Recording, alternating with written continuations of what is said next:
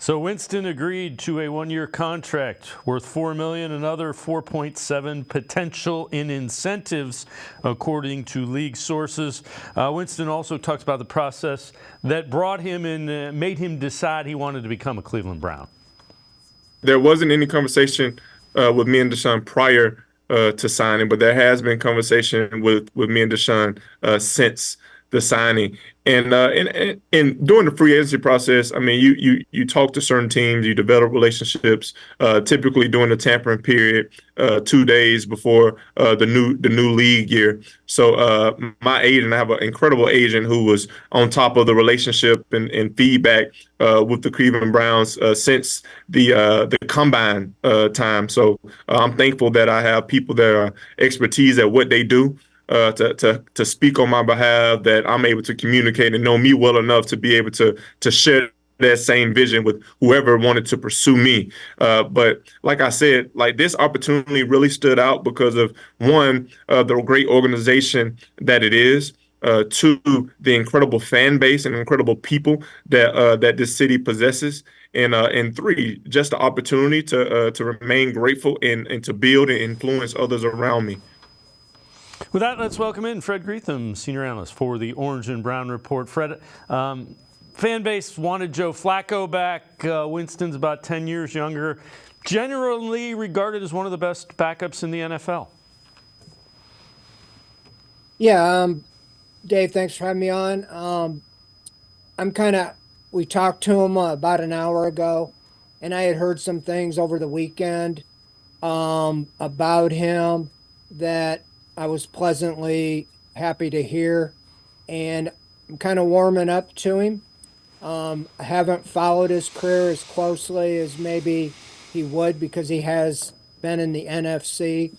Obviously, number one overall pick. He's definitely grown up. He talked about that today. And at 30 years old, married, has 2 kids, and, I had just pretty much heard a lot of the early years, immaturities and so forth, and actually came away impressed. When you take the emotion out of it, makes a lot of sense. I was a proponent of bringing Flacco back. Kind of, if it's not broke, why fix it? But I do see why they did what they did. As you mentioned, you got 9-10 years lesser age, and you have a guy that really could probably step in and play and do what you want.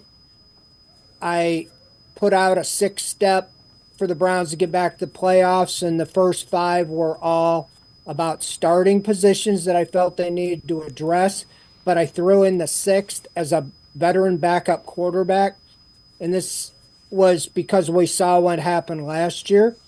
And I had Flacco as my number 1 choice.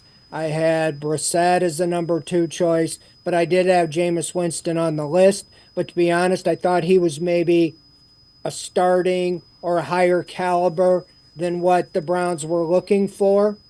But I'm very pleased that they got a veteran backup. In fact, they didn't get 1, they got 2 by getting Tyler Huntley.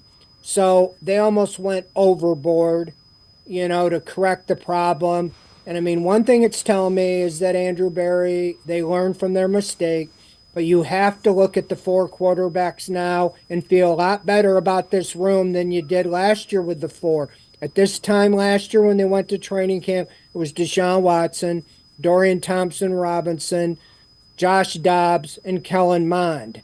Now you have Tyler Huntley, who did make the Pro Bowl, Jameis Winston, former number 1 pick overall, and Dorian Thompson-Robinson, as well as Watson. And people say, well, they got too many. I fully expect this to happen. They traded Josh Dobbs at the end of training camp when they felt good that DTR was ready. He obviously wasn't. And I see them moving on and being able to recoup a draft pick, for a team that suffers an injury or so forth. There's no way they're going to keep 4 quarterbacks, but I see that as an investment because we've seen what Andrew Berry's done, turning a 5th or 6th round pick into Jerry Jeudy or Amari Cooper. And so they're really valuable to them down the road. So I see this as more an investment than not having confidence in Deshaun Watson, or Jameis Winston or whatever.